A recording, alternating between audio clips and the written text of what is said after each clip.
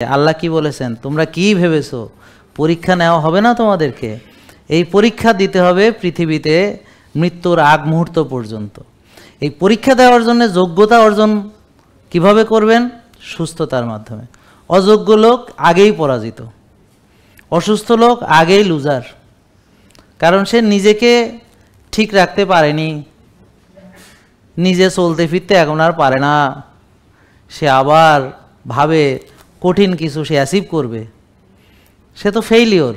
নিজের খাওয়া বোঝেনি, নিজের ঘুম বোঝে না, নিজের যত্ন নেয় না, রাত জাগে, দুশ্চিন্তা করে, নিজে নিজে ইনসুলিন মারে, কাটা খায়, ফাড়া খায়, বুক ফাড়ে, রিং পরায়, ও নিজেকেই ঠিক রাখতে পারল না। সে নাকি আবার পৃথিবীতেই ভালো থাকবে কেমনে হেঁটেই পারে না, ও নাকি অনন্তকালের সব কিছু সে নাকি পাইয়া যাইবে। ওরে আল্লাহ রে, এটা কেমনে সম্ভব? এটা কি ছেলের হাতের মোয়া? এটা কি এত সহজ ব্যাপার? সহজ হইলে সবাই পারত।